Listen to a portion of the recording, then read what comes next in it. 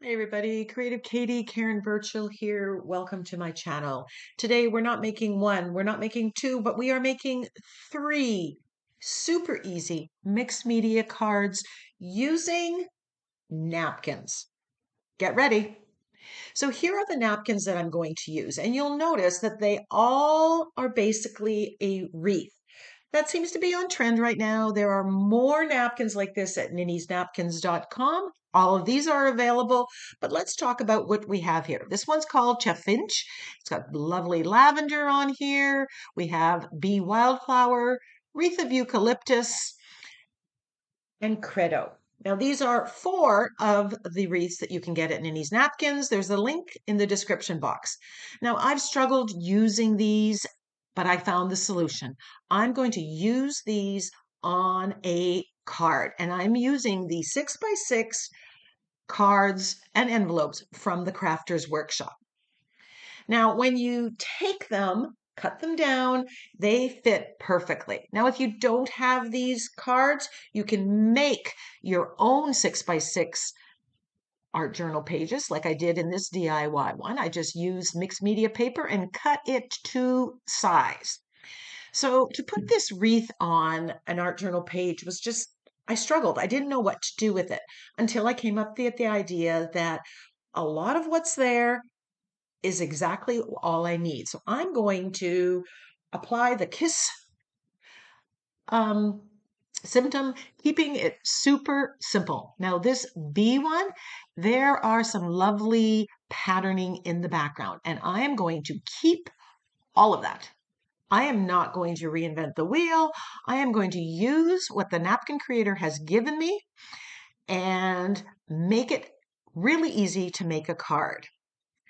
Now, this one with the lavender wreath, I am cutting down to size. Now, I'm not being too careful because I'm not going to use the background here. So now with a napkin, anytime you decoupage with a napkin, you want to remove the excess plies, usually two, and that's what you saw me doing there. So I'm just kind of going through the napkins and preparing them to put on the card base or an art journal page. This could be a 6x6 mixed media board for that matter, or canvas board. So this one where I'm using everything in the background, I'm not wasting anything. I need to prepare the base a bit because I'm going to use the iron-on decoupage technique. Now I could put a layer of matte medium, but you can use Mod Podge here, and I have a little bit of Mod Podge left over, and putting it as an initial layer in this way is a good way of using Mod Podge. I don't like using Mod Podge on the upper layers. I find that even the matte finish gives a sheen, so I prefer my Liquitex matte medium. So while that's drying, I'm preparing the other focal images from the napkins. Now here I am using my liner brush to remove the excess white. Now it is completely white, so it would pretty much disappear, but I want to remove more of it. And I like the deckled edge. It seems to disappear more than cutting it with scissors. But if you don't like doing this process, you can cut it as close as you can with scissors or even leave it in, and that's just going to give you a little bit more texture. It may be a little bit more noticeable. Now, I'm also cutting out the white part of the center. And the reason, again, I like that deckled edge. I don't want excess texture there on a card. This is just a personal decision. If it will make this element a little more flimsy, a little more difficult to glue in, as you're going to see later. So you could leave it in and make it easier. Now I could take out this dove and put a flower from another napkin or another focal image in there. You have options. So I could use the same basic wreath shape and add to it with my various collage papers. Now I love this lavender wreath. Love the butterflies. I just don't see it going together. And I want an open space there so I can put a sentiment or something. So I'm cutting out those butterflies. I'll use them on something else. And again, like I did on the other one, I'm just water cutting the excess off. But again, both of these napkins have a white background. They would mostly disappear once you decoupage them done. So I'm doing it kind of in assembly line technique, getting all three of my cards ready to the same level. Now I want to prepare the base here. I am just putting a coat of white gesso down. And on this one, I've decided to colorize it a bit. I want to keep it still fairly neutral, still fairly light. So I'm using unbleached titanium and a little bit of white gesso. This prepares the surface. I just like the finish better than the raw white card base. But I'm keeping it white because when I decoupage that down, the napkin, I don't want anything dark coming through and distorting my image. Now with this one background, I'm going to add a little bit more interest. There's some wheat on that wreath. So I grabbed my wreath stencil or wheat stencil from the Crafter's Workshop. I think it's called Wheat Stalks. And I am just doing some stenciling with, I chose cadmium yellow. I think a better choice would have been Naples yellow. It would have been softer and I would have avoided a step that's coming up. But I picked the cadmium yellow and I'm finding it very bright and a little too much with the focal image. So here's my solution. I'm just taking some white gesso, watering it down, and giving it a wash of white gesso. This is just knocking back that bright yellow to a place where I like it, so it's not so much in your face. So I could have stenciled with a Naples yellow, which was a lot softer, or just give it a wash. Now I'm pretty much liking it. I've got a little bit of background stuff going on, not too much, and then I'm just using my fluid matte medium. Now this is from Liquitex and it does go completely matte, whereas Mod Podge matte really doesn't. It still has a bit of a sheen. So I prefer this one. I'm putting some under and then on top. Now, when you are decoupaging napkins, you want a soft brush and you want to be gentle because once that napkin gets wet, it is very fragile. Some more than others, but you don't want to rip the stencil or wreck it or the napkin. So you got to be gentle. I know I've sped up this video so it looks like I'm going a little faster, a little rougher, but I am being gentle and mindful of that. Now this one, the background just has white gesso and I'm keeping it super simple here and I'm gluing this one down. Now here, because I don't have that center part and it's a little bit flimsy, I'm struggling a little bit at getting that centered. It moved a little bit. I'm okay with that. Just gluing it down. Now, when you decoupage the napkins down, especially on a light background like this, what I find is the image gets a little bit brighter than what the napkin is without being glued down. So the colors get a little bit brighter. Now, back to this one. I'm using the napkin as it is, and I'm using the iron decoupage technique. Remember, we put a layer of Mod Podge. You could use matte medium. Now I'm putting parchment paper over it. I'm using my mini iron and I'm ironing it down. Using the iron decoupage technique gets rid of all the wrinkles. It works so well. You don't have to use a mini iron. You can use a regular iron. You're just going to have to play with the settings. I purchased this mini iron. It's not, it's off brand, but it works so well. So happy that I've added it too. Once that's completely cooled, I'm using an emery board that I got from the Dollar Tree to cut off the excess. I'm just going around and it really cuts off the excess. Then I'm just checking to make sure that everything is fully adhered. Sometimes no matter how careful you are, it doesn't get adhered. You can use scissors to cut if you want. I found some of this wasn't adhered, so I'm putting the parchment paper back on and ironing it down, and then I have a perfect seal. Talking about seal. Now I want to take all three cards and I want to seal the napkin. I want to turn the napkin into a non-porous surface. And to do that, I am putting a layer of fluid matte medium right across it. Now again, that napkin, when wet, even after it's glued down, is going to get fragile. So you're going to want to be careful here. So we have all three cards at the same state. And quite honestly, I could stamp a sentiment on this as it is, and it would be lovely. But I'm going to ramp it up a little bit, and I'm going to do an overpainting process on all of them, where I'm going to beef up the colors, make them a little bolder, and maybe even alter the colors of what's in the napkin. So on this B1, I am adding more yellow. It's very light and very pastel, and in my mind, very boring. So I am using a combination of acrylic paints that are thinned, acrylic paint straight up, and white gesso to overpaint some part or all of the elements on the napkin. And at the end, I'm going to take a picture of the finished card and the napkin, and you can see the differences. Now here, if I had colored the big flowers, I could have totally changed the color of that. I like the yellow, gray, green look. I just wanted it a little bit brighter, a little bit more present.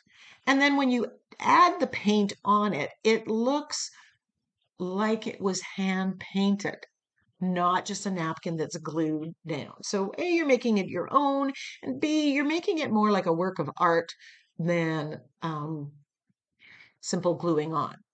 Now I want to add some green to it. There's a very faint green. So I'm using Hooker's green and I'm adding gray. I want to gray that down, make it more of a olive green. I think I even add a little bit of Naples yellow in there. And then I'm just overpainting the leaves. Now, you may think that overpainting is a difficult process, and you get better as you practice, admittedly. But I am never very careful when I'm doing this. And it always, always looks good. So don't sweat the small stuff. You don't need to cover every part of every leaf. Take your time, match your colors, mix your colors, add gray, add white to get that perfect tone that you want. So here I've added more yellow, I've added some darker green, made it a little bit bolder than what it was. I just brought out the colors that really were there in the napkin, but were a little too muted for my taste. So now, speaking of that, there's some lavender, or I'm not sure, muscary. I don't know if that's the right name for that flower, but there's these purple flowers on there. It's very, very faded. I'm using some purple here. I come in with another shade of purple just to add that color. That blue purple works really well with the yellow green. It adds a nice pop of color where there really wasn't any. So this is what I mean about changing the colors. I could have made those pink if I wanted to. So if you were making multiple makes cards and you use the one napkin, you would make 4 different cards that would be similar, but everyone could be painted slightly different. So here I am taking some of the yellow oxide, which is a darker shade of Naples yellow, and I'm shading the flowers with that. You could use brown, you could use black, and I think I come in with black around the centers as well. Just adding a little bit of shading on the leaves, on the flowers, on certain elements on this card. Now I'm taking my angle brush and I'm shading with the yellow oxide around the outside edge. This is adding kind of a halo of that yellow on it. I think it really tied the whole card in. I struggle when my card base is white because it looks too white and maybe unfinished. We'll come back to this later, but I do give it a splatter of I believe this was the yellow oxide. So moving along to this one, this was the napkin credo. I again matched the colors. There's some grapes there. There's the leaves that are kind of a blue-green. So I put a little bit of paint on my palette and then I'm mixing it up and then applying it. I watered down the paints. The napkin is kind of watercolory, and by watering down my acrylic paints, I keep that watercolor effect.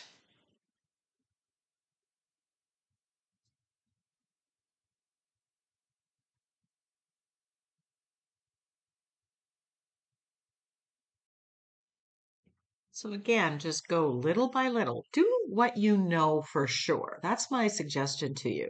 I know this leaf, this one is a little bit bluer, so I'm adding a little bit of blue. This one's a little greener, so I'm adding a little green. I'm mixing the colors on my palette and adding it ever so lightly. And again, I'm not overly concerned that I go right to the edge. Now, remember we added that layer of fluid matte medium on top to make it a non-porous surface. If you don't do that when you start over painting it, especially if you're using more of a wash and a watered down paint, it's going to wick into the napkin and give you an effect you're not going to be happy with. So here, like I'm just going around, adding blues and greens, tweaking the colors of the wreath on this beautiful, beautiful napkin. And you can see I'm going back to the same leaf, dropping in another tone, adding a little bit more blue, adding a little bit more green, or even Naples yellow.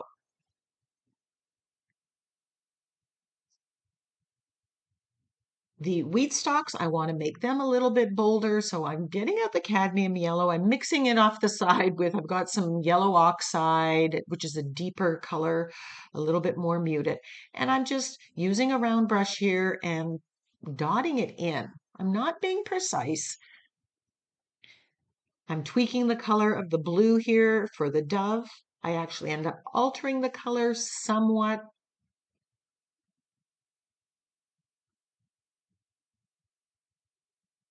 But again, for this one, I'm using mostly watered down paints because I want to maintain that watercolory effect.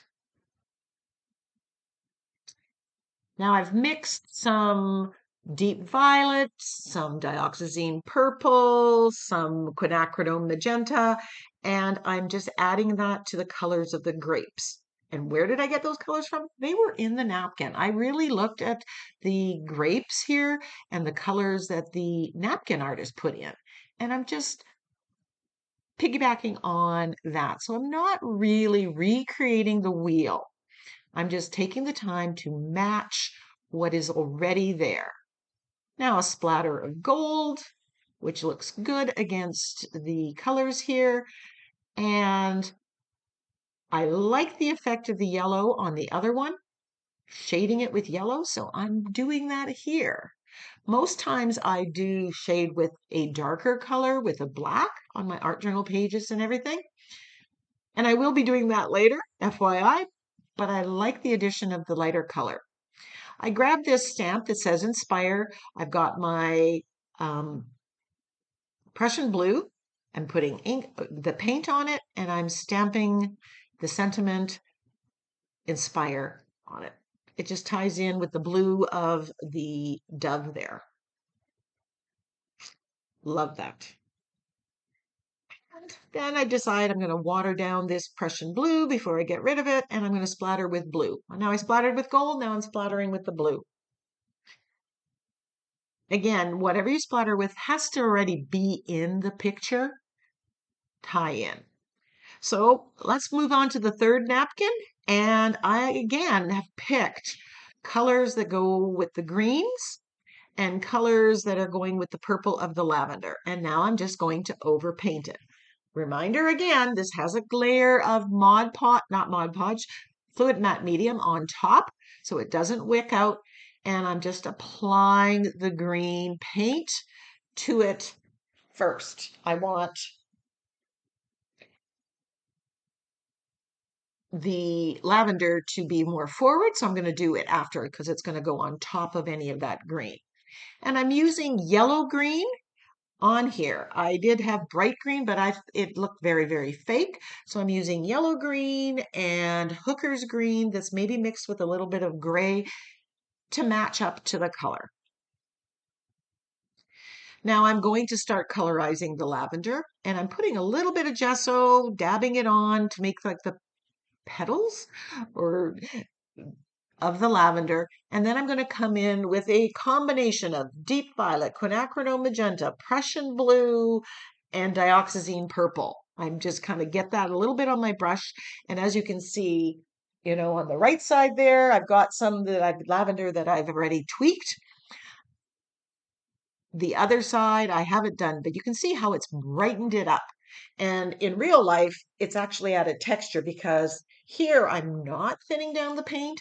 I'm basically globbing it on. So it looks like it has a layer of paint on top of it.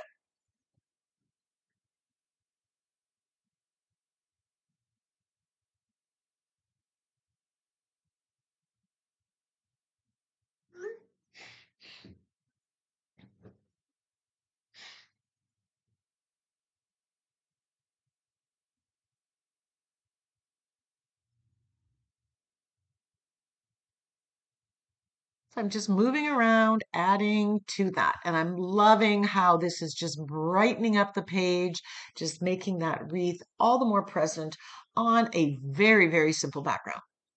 Remember, on this background, I've done nothing because the wreath fills the page. I don't need to do something. Sometimes we do too much. So we're using the KISS principle, definitely. Keeping it super simple.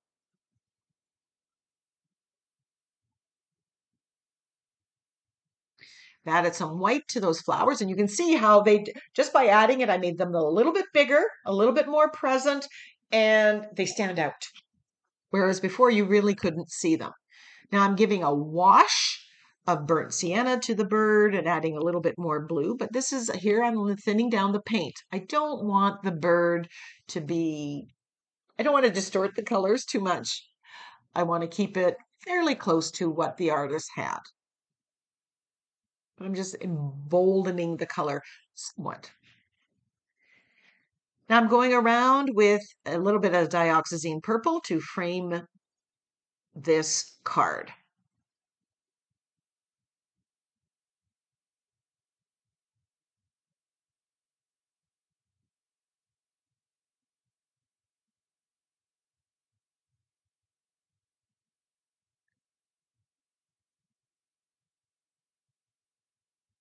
Now I want to stamp a sentiment on here. I grab my wooden blocks and I'm just stamping the word fly. It's very subtle. It's tucked in with that bird.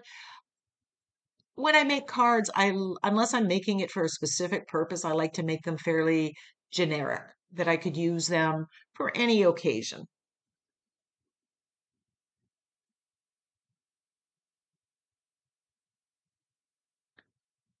And I decided I'm going to add a sentiment to this B one. I'm just putting the words be you. And again, very subtle.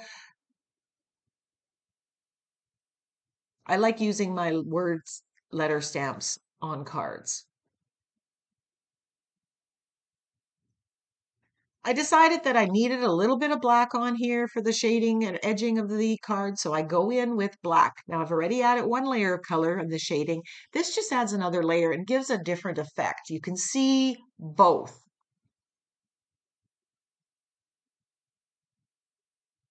But it ties in with the stamping that I did with the black and the little bits of black that I've added. Now that I'm finished, or pretty much finished the card.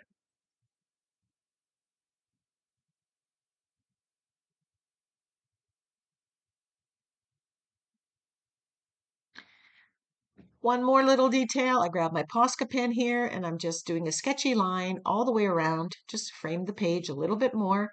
I'm finding that the Posca pen's a little thicker, so I swap out the Posca pen and I grab my Sakura glaze pen, gives a finer line, and I prefer that. Adding a little bit of glaze to the middle of the flower so it just kind of shines, adds a little bit of an embellishment to it.